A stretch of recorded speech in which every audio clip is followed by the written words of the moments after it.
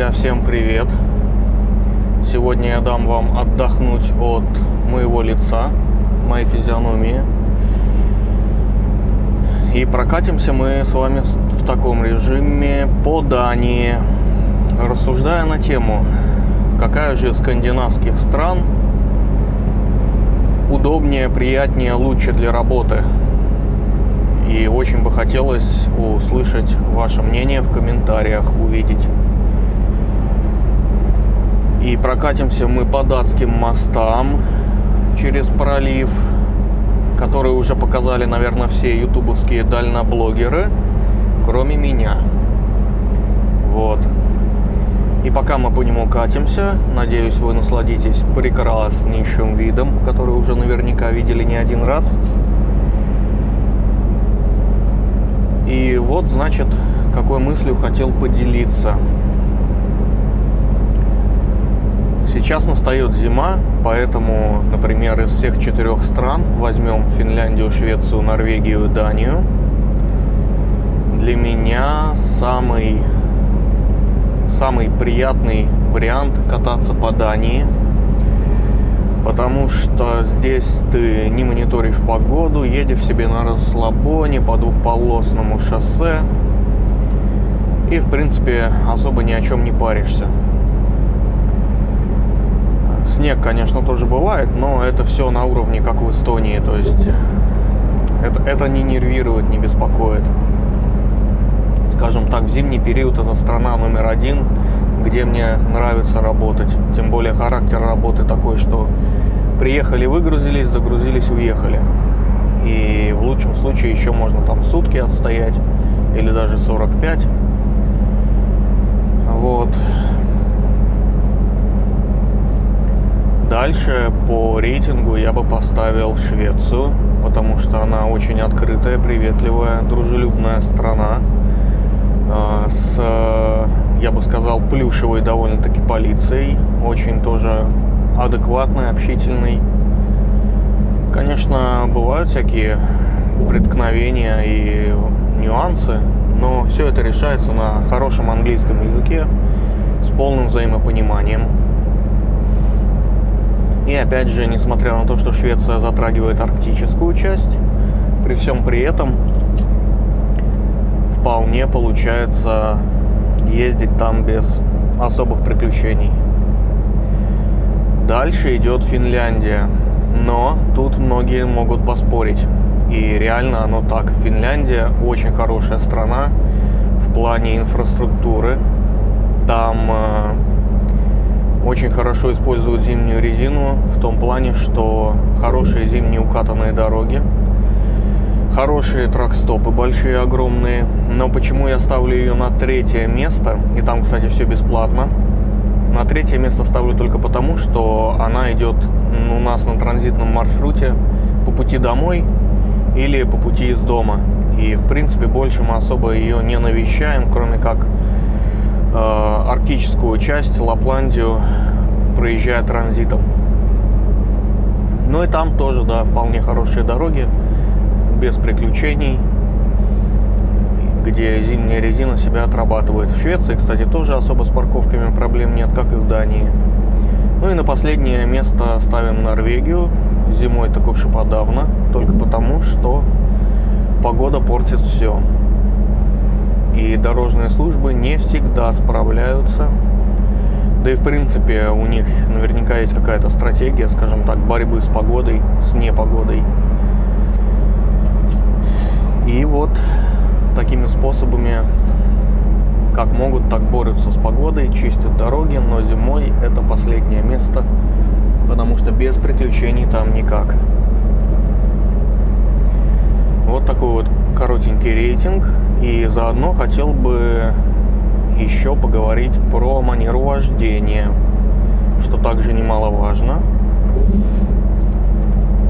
Потому что очень часто слышу и слышал анекдоты про эстонцев, про медлительных эстонцев. Так вот, я вам скажу, ребята, у нас в Эстонии, по крайней мере, дорожное движение, да и в принципе все остальное делается, решается очень быстро. Ремонтируются дороги очень быстро, сравнительно быстро.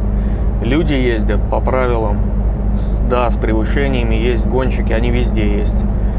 Но ездят адекватно и сравнительно быстро. Да, конечно, появляется некий скандинавский синдром, о котором я сейчас расскажу. Но все же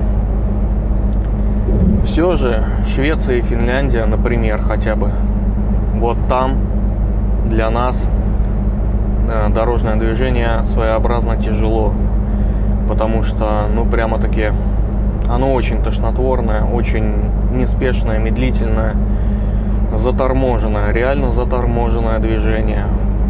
Пробки собираются из ниоткуда только потому, что, например, в Швеции, если человеку надо на съезд с двухполосного шоссе, он уже за 2 километра до этого съезда начинает сбавлять скорость, собирать сзади хвост, не думая о том, что, в принципе, на любой съезд существует запас, скажем так, отрезок, участок шоссе, где ты можешь сбавить скорость и спокойно на этот съезд заехать. Но, увы и ах. Например, в Швеции вообще не умеют пользоваться ни полосой торможения, ни полосой разгона, от слова совсем. То есть, проезжая такие места, надо быть крайне внимательным. Я уже где-то рассказывал, как под меня... про слепую зону. В ролике про слепую зону я рассказывал, как под меня уже залезали шведы несколько раз. Вот. Потому надо быть внимательным. И в Дании, например, самые адекватные водители. Они умеют пользоваться полосой разгона. Они не будут тебя бодать в борт. Они либо пропустят, либо просто опередят тебя, быстренько перестроятся и поедут по своим делам. Но при всем при этом в Дании довольно-таки агрессивные водители. Сравнительно агрессивные. Конечно, в их голову не приходит, что как бы они тут не вели себя неадекватно по отношению к фурам, даже иностранным фурам, то все те же грузовики привозят им те же самые легковые машины. Но это отдельная тема разговора. Так, вот мы въезжаем на этот мостик красивый. Я даже специально для этого камеру хорошую поставил, включил. Надеюсь, что что-то удастся вам увидеть.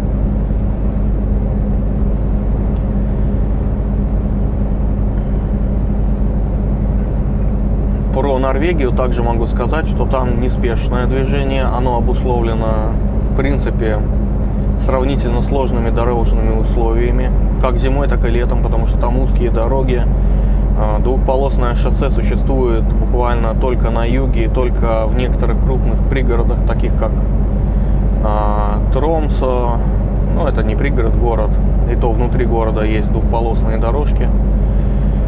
Все остальное двухполосное движение сосредоточено только на юге, где, скажем так, по-эстонски экстрима нету. И в принципе да, но при этом легковые водители адекватно относятся к грузовому транспорту, понимают, пропускают и не кичатся своими правами, проезжая по главной дороге и гордо смотря на фуру, которая тупо не смогла выехать со второстепенной дороги и застряла на маленьком крохотном скользком подъемчике. Они понимают, они пропускают. Большинство понимает и пропускает. Вот. При этом в Норвегии, я бы сказал, технически самая строгая дорожная полиция, точнее транспортная полиция. Они проверят все, вытрясут все. Техническое состояние автомобиля будет проверено от и до. Что, в принципе, логично и оправдано. При этом всем ДТП на дорогах Норвегии я видел меньше всего из всех скандинавских стран. Я видел аварии в Швеции на ровном месте, видел аварии в Дании на ровном месте, видел аварии в Финляндии на ровном месте. В Норвегии я видел улетевшие с дороги фуры, что случается регулярно зимой, к сожалению, но каких-либо именно столкновений или каких-либо, скажем так, вот такого рода аварий нет. Вот реально не случалось. Кстати, привычки скандинавские. Вот мы сейчас едем с вами по двухполосному шоссе. Навстречу также две полосочки идут. И, например, на той стороне что-то произошло. Какой-то кипиш, мигалки, авария, предположим. На нашей полосе тут же соберется пробка. Тупо соберется пробка только потому, что всем же надо посмотреть. И все. Причем при такой интенсивности транзитного и домашнего, скажем так, движения в Дании пробка соберется мгновенно и очень больших размеров. Вплоть до того, что те, кто будут в километрах в двух от, скажем так, места происшествия, те уже будут стоять. Они даже не смогут двигаться. Увы, это так. Также это происходит и в Швеции, к сожалению. В Норвегии все-таки движение постоянно идет. Под Осло, в крупных городах движение постоянно идет. Медленно, но идет. В Швеции, в принципе, тоже оно идет, но медленнее, скажем так, сравнительно медленнее. В Финляндии не замечал такого тормознутого отношения. Ну, произошло что-то на встречке и произошло. Ваша полоса свободна, будьте любезны ехать, и все едут. Приведу такой пример. Коротенький рассказ, чтобы долго вас не утомлять. Тем более мост мы уже, в принципе, проехали. Был случай в Швеции на Гетеборг, дорожка, ночь. Ну, как ночь, часов 11. Я вижу, что в правой полосе с аварийками начинает собираться колонна. Левая полоса свободна. Я так подъехал, посмотрел, что они все плетутся. Левая полоса свободна. Но не стал, скажем так, поддаваться стадному чувству, тем более по Швеции уже ездил не первый год, и пошел в левую полосу. На всякий случай 82 на круиз поставил и пошел. И что вы думаете? Я прошел всю эту колонну, и оказалось, что на съезде, уже на съезд на мост, там был какой-то мост такой, перешеек, скажем так, дороги сверху, пересекал мостик, стояла полицейская машина с мигалками и какая-то легковая, которая там же притерлась на этом мосту к отбойнику. То есть к дороге, по которой двигались мы, это не имело в принципе никакого отношения. Никто на съезд не съезжал, на съезде пробки не было. Все просто проезжали мимо по правой полосе очень-очень медленно, создавая пробку. Я прекрасно прошел все в левой полосе. В конце попался длинномер, очень ответственный длинномер, который зачем-то вылез передо мной на две полосы и решил меня таким образом сдержать, показывая, что надо... Не знаю, что он хотел этим показать, но я свою цензуру не сдерживал. Потом ушел вправо, и я дальше поехал по своим, скажем так, делам. У нас здесь экспресс, мы идем по автопассу, так что особо тормозить не придется. Вот такие вот дела. Но во всех странах, во всех скандинавских странах реально пробки зачастую возникают просто не из-за чего. Просто на ровном месте.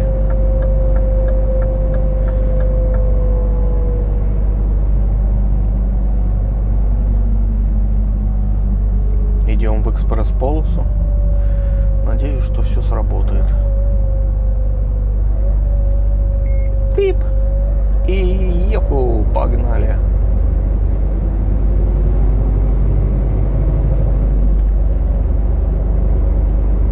Видел, как в России легковые за фурами Платон проезжают. Ну да, умно, что сказать.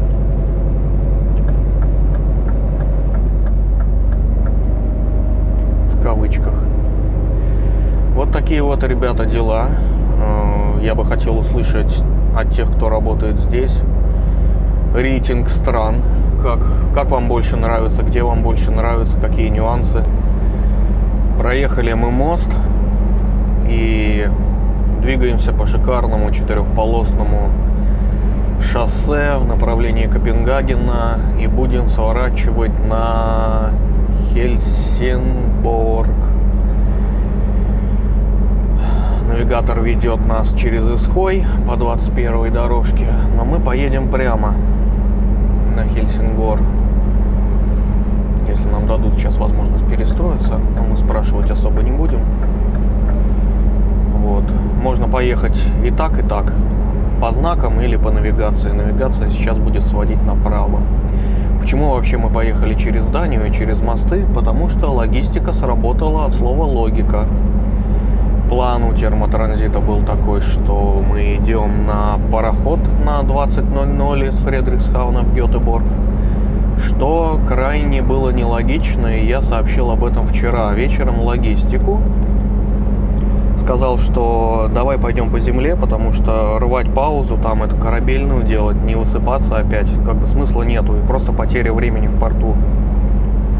И утром он мне позвонил, говорит, слушай, говорит, давай, да, по земле пойдем, я отменяю паром, и берем маленький паромчик Хельсингор-Хельсинборг на Швецию, и через мостики благополучно чапаем, сколько сегодня времени хватит. Вот. План вполне меня устраивает. Едем, любуемся золотой осенью, которая в Дании, скажем так, еще пока не закончилась. Ну и попутно вот общаюсь с вами, дорогие мои подписчики, друзья. На самом деле я очень рад, что у меня такая аудитория отзывчивая, позитивная. Вы классные. На самом деле после моста у меня перегрелась камера, остановилась запись, и я ехал где-то минут 15, разговаривал сам с собой, но ничего страшного. В принципе, ничего такого криминального и супер важного я там не озвучил. Ехать нам 618 километров, из них 6 километров займет паром, полчаса идти. Вот, переправа совсем коротенькая. Ну и планирую сегодня пройти Свинесунд, норвежскую границу. Бумаги все, кстати, будут в чеке-ине на Хельсингоре. То есть мы будем не по быстрой линии проходить, а пойдем в чек-ин, дадим номер машинки, скажем экспедицию, и нам должны будут выдать все таможенные документы и оригиналы ЦМР. Вот такая вот хитрая система. Ну, для кого-то хитрая, для кого-то нет. Такой вот план. И зайти за норвежскую границу, сколько у меня хватит времени, и там где-нибудь ткнуться. Надеюсь, что место мы найдем. Потому что, в принципе, мы не так поздно должны будем сегодня парковаться. Я думаю, часиков 8 должны будем уже вставать на отдых, израсходовав 10 часов езды. Ну, а 10 часов по таким автострадам по Швеции тоже будет двухполоска, и по Норвегии будет до самого съезда на Исхейм будет двухполосное движение. Просто кайф. Просто, ребята, кайф. Вот так вот кататься просто замечательно. И не представлять себе вот этих вот узких, шириной от лопуха до лопуха, норвежских северных дорог, заледенелых, по которым ты еле-еле ползешь, и еще по которым надо с кем-то там разъезжаться, и на которых еще встречаются 9-10% подъемы с серпантинами. Да, гораздо лучше кататься так. Спасибо большое, что вы меня поддерживаете. Очень рад видеть новых также людей у себя на канале. Надеюсь, что вам здесь понравится.